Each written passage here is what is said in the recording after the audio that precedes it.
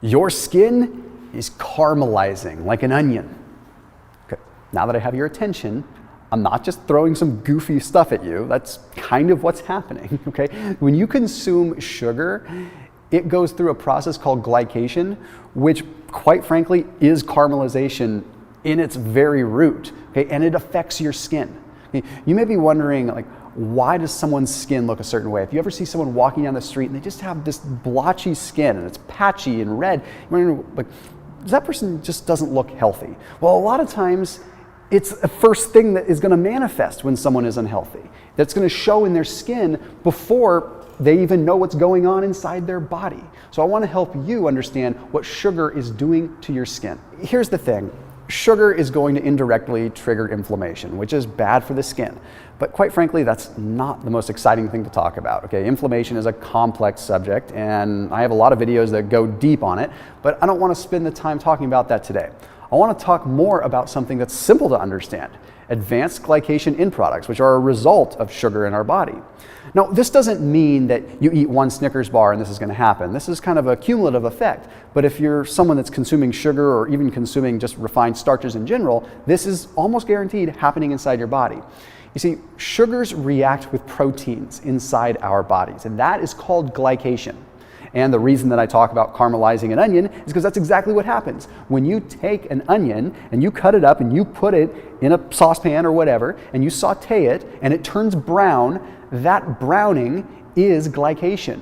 Okay, that is the cross-linking of sugars reacting with proteins and forming a harder structure that turns brown. That is happening inside our body, and they're called advanced glycation end products. And what they do is they end up affecting the collagen within our body, which therefore affects the collagen in our skin, which shows through a lot quicker than what we might recognize as happening inside our body.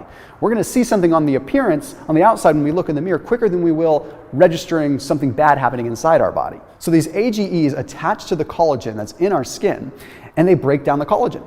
That's what gives us wrinkles. That's what gives our skin that dryness, that paleness, the patchiness. Okay? Now, in fact, we actually have receptors for these advanced glycation end products. So when we consume an excess amount of sugar, now let me just give you an example. Let's say you take in a bunch of sugar, and some of that sugar gets utilized for energy, but then you have an excess of energy, right? You have an excess of sugar that's not being utilized, just regular glucose. Well, it has to go somewhere. It has to do something. So it binds with, of course, these proteins, and it glycates. And then we have, of course, the advanced glycation end products. But our body knows how to deal with them. It's not like they just float around.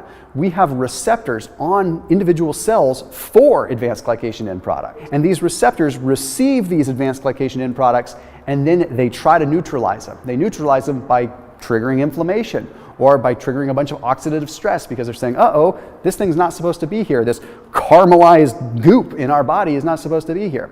Well, the receptors are, well, appropriately named receptors for advanced glycation end products. Acronym RAGE, R-A-G-E. Kind of funny, right? You activate the RAGE receptor. So when you activate the RAGE receptor, you trigger inflammation that manifests in your skin. But guess what? We have RAGE receptors on our dermis, on the outside skin. So what that means is when we consume a bunch of sugar, or when we just have too much sugar over time and we have too much in the way of the AGEs, it's going to manifest in what we see on our skin. It is scary, scary stuff. And again, that's why when you look in the mirror and you see some patchiness and you see poor complexion, and you look back at your diet of the last week, you might be finding that, yeah, you're caramelizing from the inside out a little bit. Now, Dr. Andrew Nish has an interesting analogy with this. And again, it kind of comes back to the caramelization thing. Okay, he says if you take a banana and you were to unpeel it and you set it on the counter and you let it sit there for 24 hours, what's going to happen to the banana?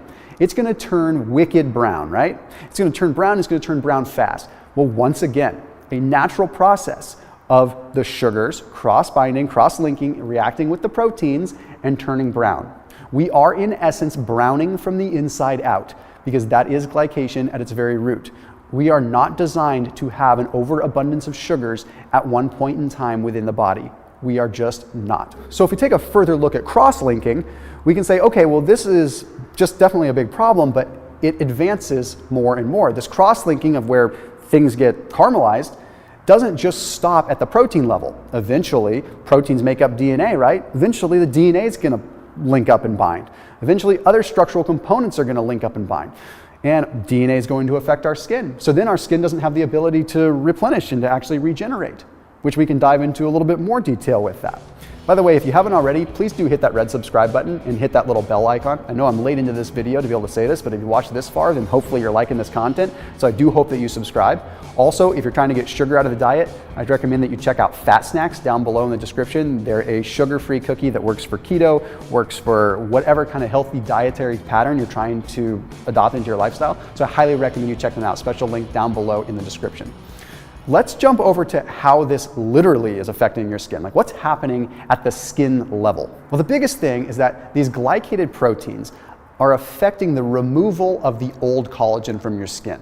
That's the biggest thing that's happening here. You're losing your ability to flush out the old collagen that needs to get flushed out in order for new collagen to come in. See, we're always in a constant cycle of collagen just dying and getting old and brittle and then leaving and then new collagen coming in.